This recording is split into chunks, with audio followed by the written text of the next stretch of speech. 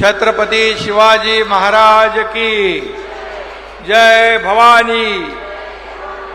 नवरात्रोत्सवचा आई दुर्गा अंबाबाई याचा जागर सुरू आहे आणि या लाडक्या बहिणींच्या रूपामध्ये इथं दुर्गा शक्ती अवतरलेली आहे। सगळीकडे माझ्या भगिनी बहिणी लाडक्या बहिणी एवढ्या मोठ्या संख्येने उपस्थित आहेत, त्यांचं मी मनापासून स्वागत करतो, त्यांना खूप खूप शुभेच्छा देतो।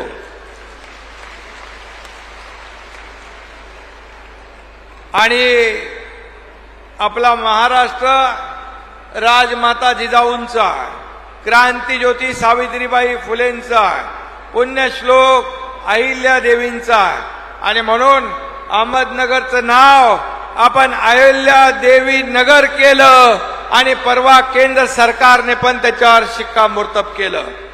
त्याचबरोबर या ठिकाणी आजचा हा कार्यक्रम जो आहे हा नारी शक्ती आदिशक्तीचा सन्मान करणारा आहे। आज माझ्या अगोदर आपल्या दोन्ही उपमुख्यमंत्री महोदयांनी आपल्या ज्या योजना आहेत या योजना त्याच्याबद्दल माहिती दिली।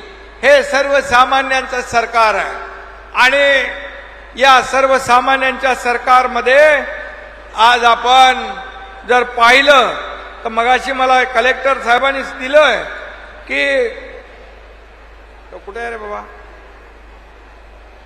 महिला सक्षमीकरणाच्या योजनेमध्ये एकूण लाभार्थी 26,51,000 आहेत। त्यापैकी महिला लाभार्थी आहेत 23,33,000, म्हणजे 88% माझ्या महिला भगिनी आहेत। आणि म्हणून संभाजीनगरच्या सर्व अधिकाऱ्यांना पण मी मनापासून धन्यवाद देतो। हे मुख्यमंत्री माझी लाडकी बहीण योजना या ठिकाणी सुरू केल्यानंतर या विभागाने माझी आपली छोटी बहीण आदिती तटकरे, त्यांचा विभाग अनुप कुमार असतील, या सर्वांनी या ठिकाणी एवढ्या जलद गतीने ही योजना सुरू केली की विरोधकांना देखील प्रश्न पडला। त्या अगोदर म्हणत होते की पैसे येणार नाहीत, ही चुनावी जुमला आहे, ही फसवी योजना आहे। आणि जसे पैसे आले तसं म्हणायला लागले पैसे लवकर काढून घ्या नाही तर सरकार काढून घेईल। अरे बाबा, हे देणारं सरकार आहे, हे घेणारं नाही। ही देना बँक आहे, ही लेना बँक नाही। पूर्वी होती, पूर्वीचं सरकार हप्ते घेणारं होतं, अगदी गृहमंत्री पण जेलमध्ये गेले। परंतु हे सरकार माझ्या बहिणींच्या खात्यात हप्ते भरणारं सरकार आहे। हा फरक आपल्या सरकारमध्ये आहे। कालच या ठिकाणी आमच्या आशाताईंनी सांगितलं, आशा भोसले आपल्या मुंबईमध्ये एका कार्यक्रमात आदरणीय प्रधानमंत्री महोदयांच्या कार्यक्रमामध्ये उपस्थित होत्या आणि आपल्या मराठी भाषेला अभिजात भाषेचा दर्जा देण्याचं काम मोदी साहेबांनी केंद्र सरकारने केलं आणि म्हणून आपण तो कार्यक्रम आयोजित केला होता। त्याच्यामध्ये आशाताईंनी सरकारच्या कामाचं कौतुक केलं।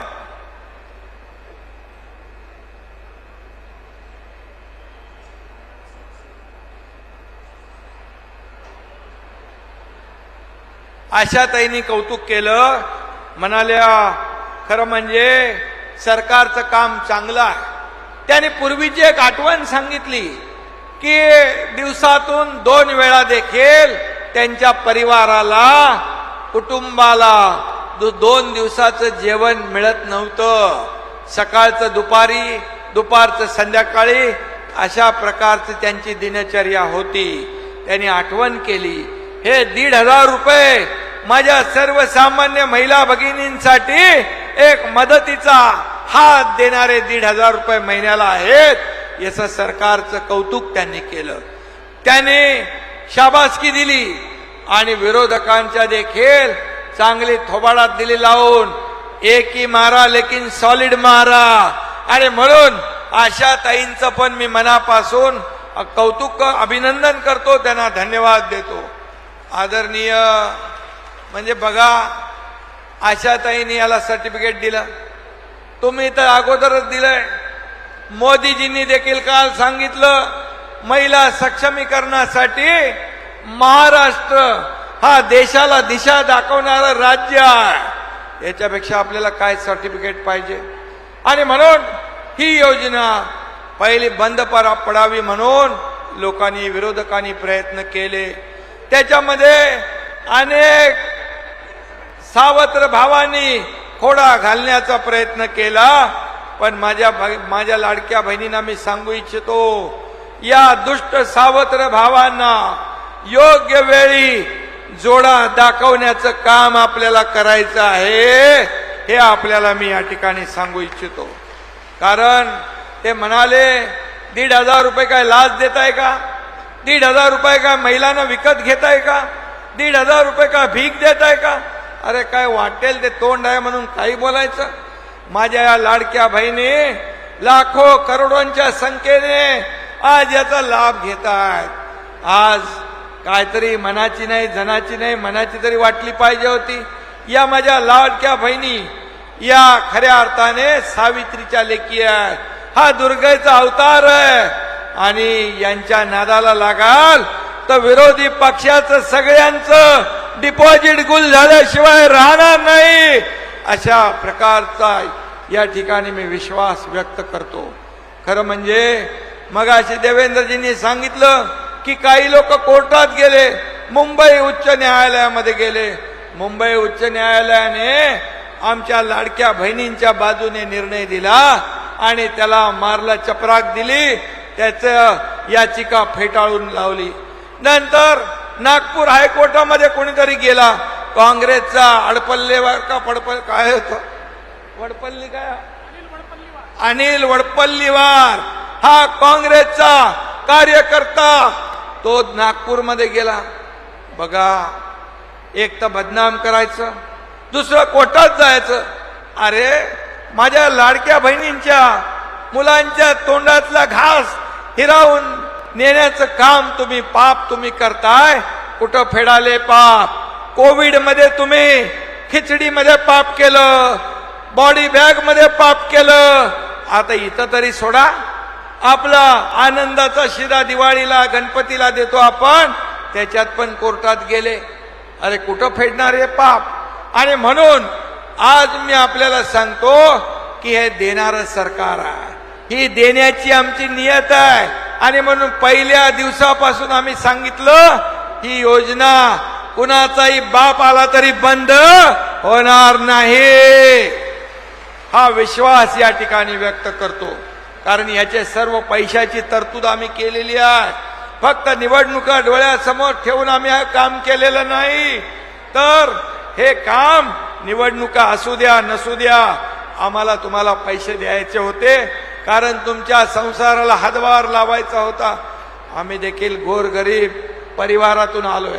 मी देखील एक शेतकऱ्याचा मुलगा आहे, सर्वसामान्य कुटुंबातून आलोय. माझी आई प्रपंच घर महिन्याला चालवायची, ते मी बघितलंय डोळ्यांनी. आणि म्हणून आमचं जेव्हा सरकार आलं तेव्हा का आमच्या बहिणींच्या संसाराला हातभार लावायचा नाही, का करायचं नाही. आणि म्हणून ही योजना जी आहे ही कायम सुरू राहणार आहे. तुम्हाला मी सांगतो, या ठिकाणी आम्ही मगाशी अजितदादांनी सांगितलं 3 महिन्याचे पैसे आले, 3 महिन्याचे पैसे आले, त्यांनी हात वरती केले. ऑक्टोबर नोव्हेंबरचे पैसे आले, त्यांनी हात वर करा. हे बघा दादा, ऑक्टोबर नोव्हेंबरचे पण पैसे आले, म्हणजे हे सरकार ऍडव्हान्स पैसे देणार आहे. हे सरकार ठेकेदारांकडून ऍडव्हान्स घेणारं सरकार नाही, हे देणारं सरकार आहे. अरे कोणीतरी म्हटलं असतं चला ठीक आहे, आता ऑक्टोबर नोव्हेंबर तर पुढं आहे, आता कशाला द्यायचे. परंतु हे सावत्र दुष्ट भाऊ, जशी आचारसंहिता लागेल कुठंतरी मांजर आडवं घालतील म्हणून आम्ही अगोदरच पैसे देण्याचं काम सुरू केलेलं आहे। यावरून तुम्ही लक्षात ठेवा की आमची नियत साफ आहे, नीती साफ आहे, देण्याची आमची इच्छा प्रामाणिक आहे। आणि म्हणूनच ही योजना मुख्यमंत्री माझी लाडकी बहीण योजना असेल, लेक लाडकी लखपती योजना असेल, मुलींचं उच्च शिक्षण मोफत देणारी योजना असेल, पिंक रिक्षा देणारी योजना असेल, अशा एसटी मध्ये मगाशी देवेंद्रजींनी सांगितलं 50% आपण सवलत देतो, या अशा अनेक योजना ज्या सवलतीच्या आहेत, या सवलतीच्या योजना आपण का देतोय लाडक्या बहिणींना? काही लाडक्या बहिणींनी काही याच्यामध्ये छोटा मोठा व्यवसाय सुरू केला, त्याच्यातून 1,500 मध्ये सुरू केला, 10,000 रुपये मिळाले, 3,000 रुपयामध्ये आणखी व्यवसाय मोठा केला, 20,000 रुपये मिळाले। तुम्हाला मी एवढंच सांगतो, मी जास्त काय बोलणार नाही, पण आपल्याला मी सांगतो, तुम्ही जशी सरकारची ताकद वाढवाल, अजितदादा एकदम रोखठोकपणे सांगतात की योजना चालू करायची ठेवायची असेल तर तुम्हाला काय केलं पाहिजे, पण मी तुम्हाला सांगतो ही योजना कायम सुरू राहणार। तुम्ही या सरकारला जेवढी ताकद द्याल, आम्ही तुम्हाला 1,500 वर ठेवणार नाही, 1,500चे 2,000 करणार, 2,000चे 2,500 करणार, 2,500चे 3,000 करणार। तुम्ही ताकद आणखी वाढवाल तर 3,000 पेक्षा जास्ती देताना देखील सरकार हात आकडता घेणार नाही, कारण हे तुमचे पैसे आहेत, हे जनतेचे पैसे आहेत, हे जनतेला देण्यासाठीच आम्ही इथं सरकारमध्ये आलो। आणि म्हणून तुम्हाला एवढंच सांगतो, या माझ्या लाडक्या बहिणींना, आपल्याला, तुम्हाला, आम्हाला लखपती झालेलं बघायचं आहे। या राज्यातल्या सगळ्या बहिणी लखपती होतील, त्या दिवशी तो दिवस आमच्यासाठी समाधानाचा आणि आनंदाचा दिवस असेल। आता मला आदितीने, माझ्या छोट्या बहिणीने एक चिठ्ठी दिली। या कार्यक्रमामध्ये काही गरोदर माझ्या बहिणी आलेल्या आहेत, त्यांचा निरोप आहे की आम्हाला माननीय मुख्यमंत्री आणि उपमुख्यमंत्री यांचे आभार तर मानतोच, पण आम्हाला गरोदर असताना 1,500 रुपये मिळतात, त्याचं औषध आणि आहारासाठी आम्ही वापर करतोय। त्यांनी तिघांनाही राख्या दिल्यात। माझ्या बहिणींना मनापासून मी धन्यवाद देतो, माझ्या त्या बहिणींचं मनापासून आभार मानतो। खरं म्हणजे हे सरकार सर्वसामान्यांचं आहे, गोर गरिबांचं आहे। आणि म्हणूनच मगाशी आपले देवेंद्रजींचं जे खातं ऊर्जा खातं आहे, त्या ऊर्जा खात्यामध्ये शेतकऱ्यांना 7.5 HP मोटर पंपाने शेती करणाऱ्या 45 लाख शेतकऱ्यांना वीज बिल माफ करण्याचा निर्णय आपल्या सरकारने घेतला। ते देखील आपण आज निर्णय घेतलेला आहे आणि म्हणून तेही मिळेल बसा। आणि म्हणून आपल्याला एवढंच सांगतो की हे सरकार देणार आहे। आज आपण अनेक योजनांना आज इथे निर्णय योजनांचा घेतोय। माझ्या लाडक्या भावांना पण आम्ही सोडलेलं नाही। प्रशिक्षण भत्ता देण्याचा निर्णय आम्ही घेतला। 6,000, 8,000, 10,000 रुपये महिन्याला त्यांना मिळतात। आता ते ट्रेंड होतील आणि त्यांना नोकरी मिळेल। आज वयोश्री योजना आम्ही केली आणि वयोश्री योजनेमध्ये 3,000 रुपये ज्येष्ठांना डीबीटीच्या माध्यमातून देण्याचा निर्णय आपण घेतला। तो देखील निर्णय आपण घेतलेला आहे आणि म्हणून असे सगळे निर्णय आपण या ठिकाणी घेतोय। याचं कारण या सर्वसामान्यांचं सरकार आमचं म्हणतो। आम्ही सगळे लोक आपल्यातले आहोत। आज विरोधकांना मी एवढंच आपल्याला सांगतो, 2.5 वर्षामध्ये विरोधकांनी महाविकास आघाडीने घेतलेले निर्णय, बंद केलेली कामं, बंद पाडलेले प्रकल्प, याचा लेखाजोखा बघा।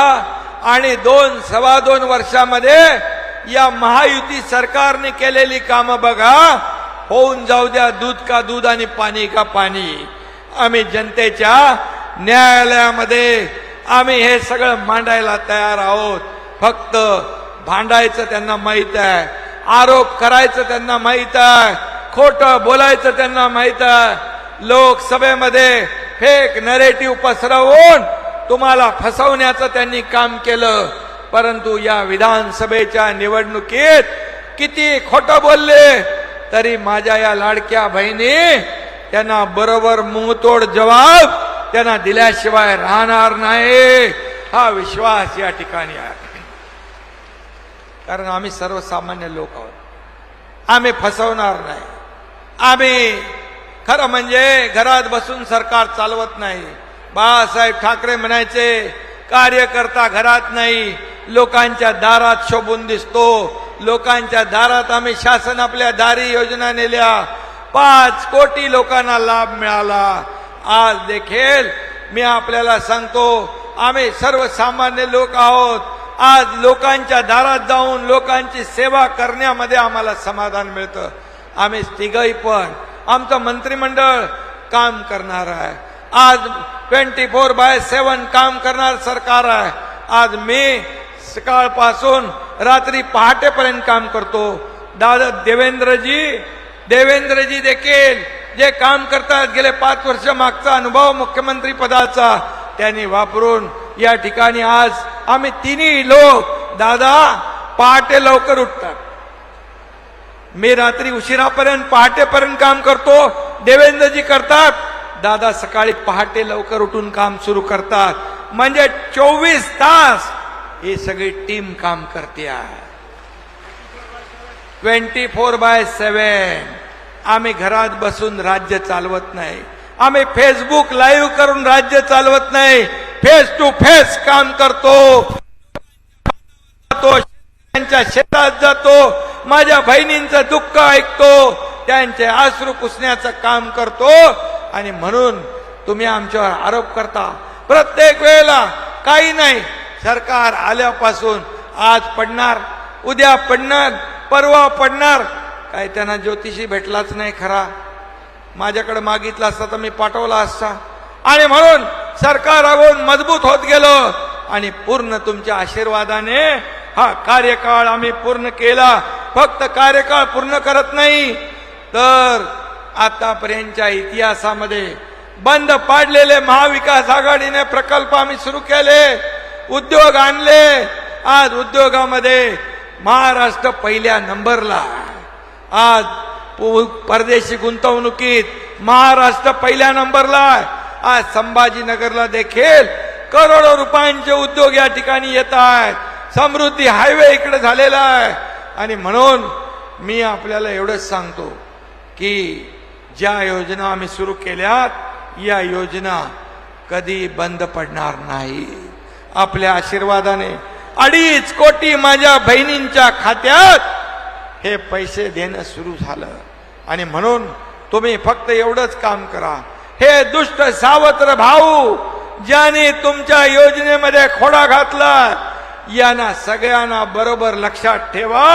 आणि खऱ्या अर्थाने आज दसरा येतोय, दिवाळी येते.